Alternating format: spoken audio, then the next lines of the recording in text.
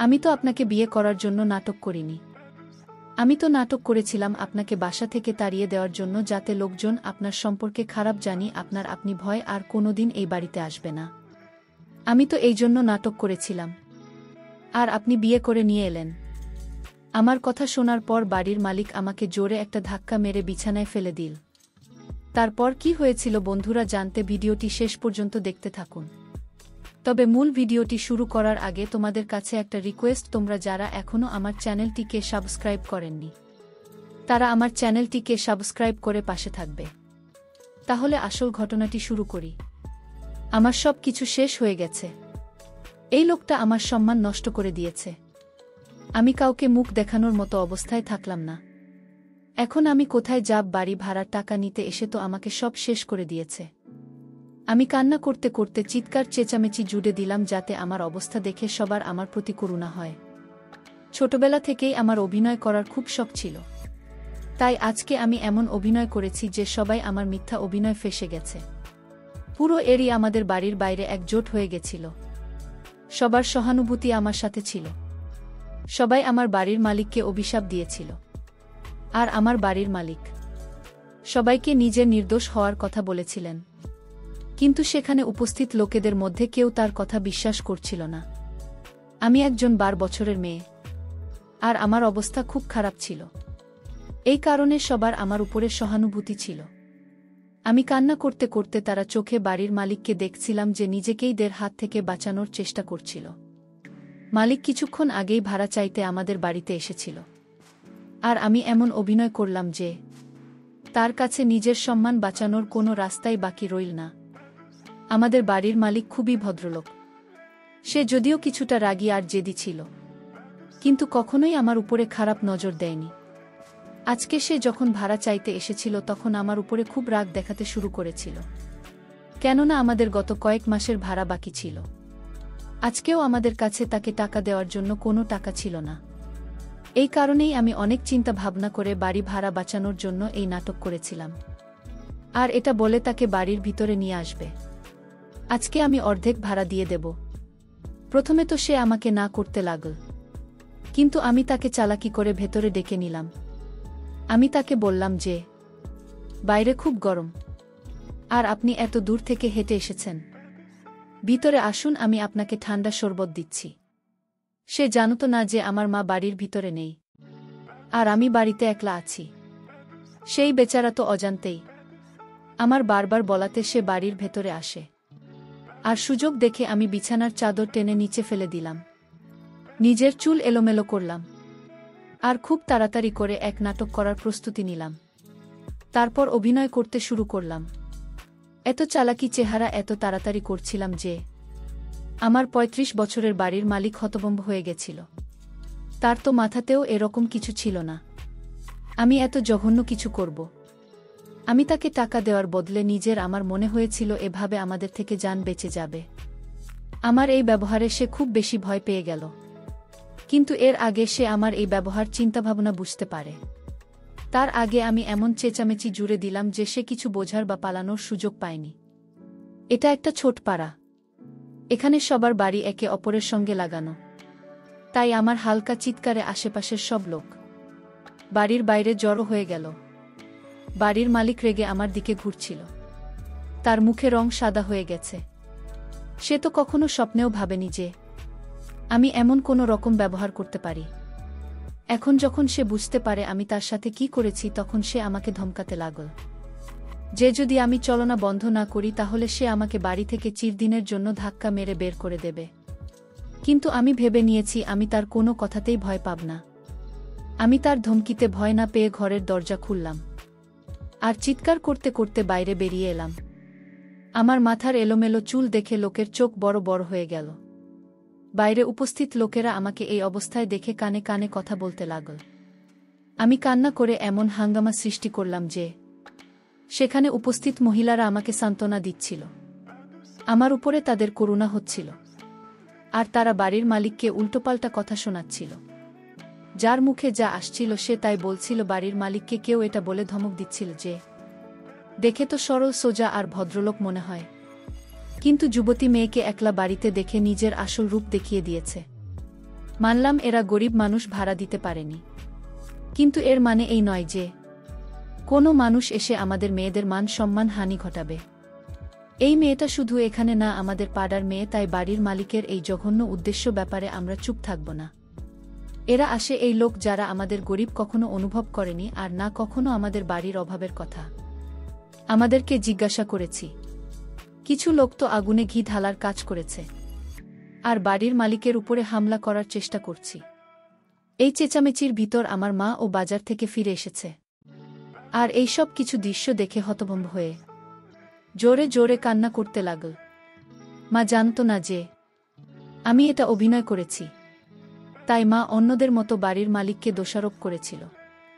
এরপরে পাড়ার মহিলারা বাড়ির মালিককে বলতে লাগল, তুই মেয়েটার সম্মানের উপর হাত দিয়েছিস, এখন এই বেচারিকে বিয়ে করবে কে? এটা তো সারা জীবন নিজের মায়ের উপর বোঝা হয়ে থাকতে হবে।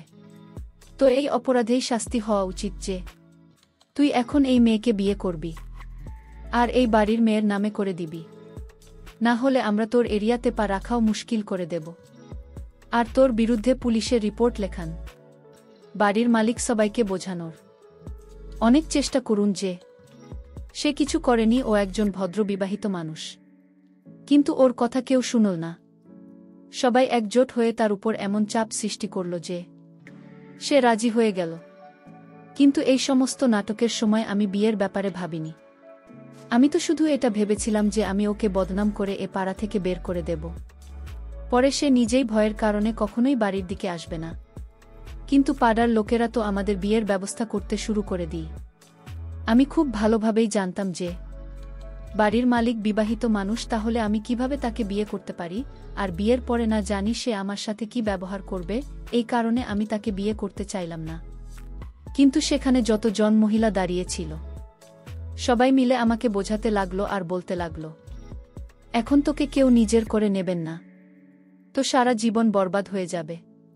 তুই কিভাবে কাউকে মুখ দেখাবে বল, লোকজন কথা শোনাবে, এই জন্য এটাই ভালো হবে তুই বিয়ে করেনি। এই আমার চালাকি আমার উপরে ভারী হয়ে ফিরে এলো। আমার মা ও আমাকে বোঝাতে লাগলো, যা হয়েছে সেটা ভুলে যা, বাড়ির মালিক ভালো মানুষ, কোনো কারণে হয়তো শয়তানের খপ্পরে পড়েছে, এটাকে বিয়ে করে নে, উত্তর জীবন সুন্দর হয়ে যাবে।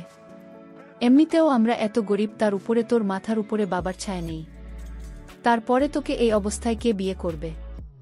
এরপর সবাই মিলে এই বিয়ের জন্য আমাদের দুজনকে বাধ্য করে দিন, আর এতগুলো লোক মিলে আমাদের দুজনের জবরদস্তি বিয়ে দিয়ে দিন। আর বিয়ের সময় বাড়ির মালিককে এই বাড়িটা আমার নামে লিখে দিতে হয়, যে বাড়ি ভাড়ার জন্য সে এতটা হাঙ্গামা করতে থাকত। নিজের এই বিজয়ের জন্য একদিকে মনে মনে খুশি হচ্ছিলাম যে বাড়ি আমার নামে হয়ে গেছে, আর এখন আমাদেরকেই বাড়ির জন্য ভাড়া দিতে হবে না। কিন্তু অন্যদিকে এই বিয়ে আমাকে টেনশনে ফেলে দিচ্ছিল না। জানি কিভাবে এই মালিকের থেকে নিজের জীবন সাজাতে পারব। আমি কিছুই বুঝতে পারছিলাম না। আমার মনে হচ্ছিল মালিক আমাকে কথা শোনাবে আর আমাকে উল্টোপাল্টা কথা বলে এখান থেকে চলে যাবে, কিন্তু সবকিছুই উল্টো হচ্ছিল। বাড়ির মালিক আমার মায়ের দিকে তাকিয়ে বলতে লাগল, এখন আপনার মেয়ে আমার বউ, এই কারণে আজ থেকে এই বাড়িতেই থাকবে, আমি ওকে আমার বাড়িতে নিয়ে যাচ্ছি। মালিকের কথা শুনে আমার হুঁশ উড়ে গেল। আমি ভাবতেও পারছি না যে এরপরে আমার সাথে কি হবে। আমার এই আইডিয়া একদমই ছিল না যে সে আমাকে নিজের সাথে নিয়ে যাওয়ার কথা বলবে, যেহেতু সে আগে থেকেই বিবাহিত, বাড়িতে তার বউ আছে। আমার অনেকবার মানা করার পরেও মালিক আমাকে বলল, আজকে আপনার মেয়ে এই বাড়ি থেকে বিদায় হচ্ছে, এখনই আমার দায়িত্ব আর আমার সাথে থাকবে, আর এই বাড়ি আজ থেকে আপনার, আপনি এখানে শান্তিতে থাকুন, আর আমি কখনোই আপনার কাছে ভাড়া চাইতে আসবে না। সেই লোকটা রেগে আমাকে টানতে টানতে নিজের গাড়িতে বসিয়ে নিজেও গাড়িতে উঠে বসল। তার সঙ্গে একা গাড়িতে বসার সাথে সাথে আমার হাত পা কাঁপতে লাগল, কেননা এখন তো আমার মা আমার সাথে ছিল না, আর না তো পাড়ার লোকেরা। না জানি আমার সাথে কি হতে যাচ্ছে। এখন যা কিছু এই লোকটা আমার সাথে করবে সেটা আমাকে একলাই সহ্য করতে হবে। মালিকের চোখে রাগ আর ঘৃণা দেখে আমার তো জীবন বেরিয়ে যাচ্ছিল। না জানি সে আমাকে কোথায় নিয়ে যাচ্ছে। 1 ঘন্টা চলার পরে গাড়ি একটা ছোট্ট বাড়ির সামনে এসে থামল। এরপর মালিক আমাকে গাড়ি থেকে বের করে বাড়ির ভেতর নিয়ে আর একটা ঘোরের মধ্যে আমাকে ধাক্কা দিয়ে দিন। আমার এরকম মনে হচ্ছিল যে তুফান আসতে চলেছে। এখন আমি দেব। আরে আমার উপরে অধিকার আছে। যা কিছু করার না জানিয়ে আমার সাথে কী রকম ব্যবহার করবে, এখানে তো আমাকে বাঁচানোর মতো কেউ নেই। কিন্তু এই সময় সে আমাকে কিছু না বলে ঘর থেকে বাইরে বেরিয়ে গেল। আমি খুব চালাকি করতে গিয়ে যে তামাশা খারাপ করেছিলাম সেটা শেষ হয়ে গেছে। আর এখন আমার ভয় করছিল। না জানি এখন আমার সাথে কি হতে যাচ্ছে। এই সমস্ত কথা ভেবে আমি কাঁদতে লাগলাম। সবেমাত্র আমার কান্না করার কিছু সময় হয়েছিল, তখনই ঘরের দরজা খোল আর একটা খুব সুন্দরী মহিলা ঘরের মধ্যে এসে গেল। সে এত সুন্দরী আর ফর্সা ছিল যে আমি তাকে দেখতে থমকে গেলাম। আমি প্রথম নজরে তাকে চিনে ফেললাম যে এই আমার বাড়ির মালিকের প্রথম বই। তাকে দেখে প্রথমেই আমার মাথায় যে কথাটা এল সেটা হলো যে পুরুষের প্রথম বই এত সুন্দরী, সে আমার মতো মেয়ের দিকে কে নজর দেবে। যতই সেই মেয়েটা আমার কাছে আসতে লাগল ততই আমার ভয় হচ্ছিল। না জানি আমার সাথে কেমন আচার ব্যবহার করবে। কেননা মহিলারা নিজের স্বামীকে কখনোই অন্য কোনো মেয়ের সাথে দেখতে পারে না। আর যেভাবে আজকে আমাদের বিয়ে হয়েছে তাতে তো আমার এই মেয়েটার থেকে কোনো ভালো ব্যবহারের আশাই ছিল না। হয়তো ওর বর ওকে আমার সত্যিটা বলে দিয়েছে, তাই ও জানে যে আমি কিভাবে ওর বরের উপরে মিথ্যা অভিযোগ দিয়ে তাকে ফাঁসিয়েছে আর পুরো এরিয়ার সামনে তাকে অসম্মান করেছি। তাই এখন হয়তো আমার থেকে সবকিছু বদলা নেবে। যদি সত্যি সবকিছু জানে তাহলে না জানি আমার সাথে কি করে বসবে। সে আমাকে খুব ঘুরে ঘুরে দেখছিল। কিছু সময় চুপচাপ আমাকে দেখতে থাকো। তারপরে হেসে বলতে লাগল, তুমি তো খুবই সুন্দর, কিন্তু তুমি কেমন নববধূ, তুমি তো সজনী বিয়ের কাপড় ও বনি। তার কথা শুনে আমি হতবাক হয়ে তার মুখের দিকে তাকিয়ে রইলাম। তার কথায় না তো কোনো জল ছিল আর না তো কোনো তেরচাভাবে ছিল, বরং তার মুখের উপরে হালকা হাসি লেগেছিল। তার এই হাসি আমাকে খুব অবাক করেছিল।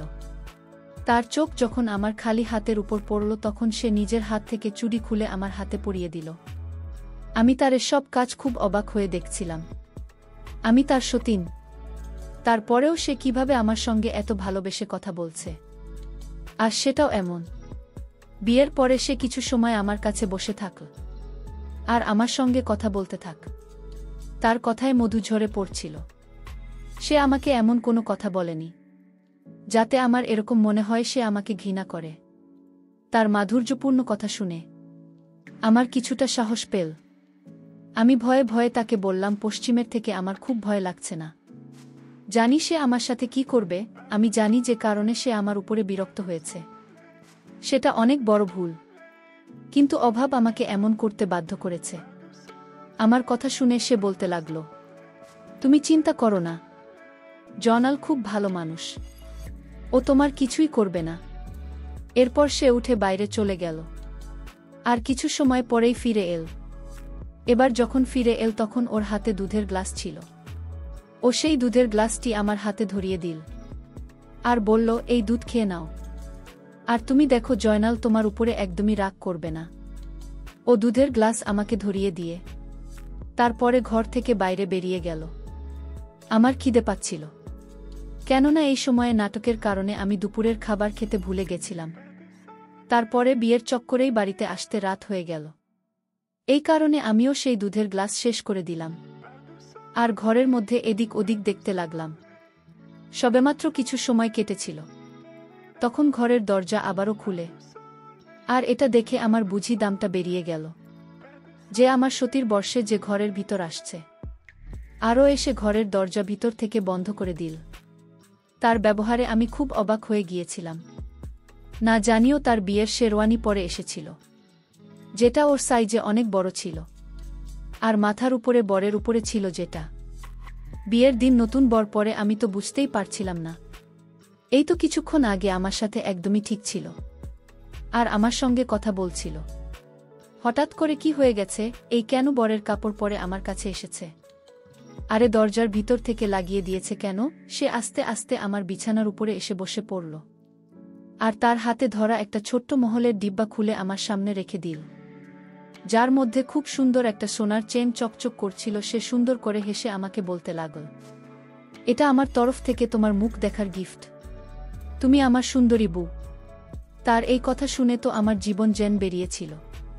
আমি পারব কিভাবে হতে পারে, সে তো নিজেই একটা মেয়ে। না জানি কেন সেরকম পাগল পাগল কথা বলছিল। ভয় পেয়ে আমি বিছানা থেকে উঠে দাঁড়িয়ে তাকে বললাম, মনে হয় তোমার মাথা খারাপ হয়ে গেছে। তুমি কি সব উল্টোপাল্টা কথা বলছো? আমাকে দাঁড়াতে দেখে এসে আমাকে বিছানায় বসিয়ে বলতে লাগল, আমি বলছি তুমি আমার বউ, তাই তুমি এখান থেকে কোথাও যাব না। আমি তোমার খুব খেয়াল রাখব। তোমাকে খুব ভালোবাসতো, কিন্তু তুমি আমাকে ছেড়ে কোথাও যেও না। আমি হতভম্ব হয়ে তার কথা শুনছিলাম।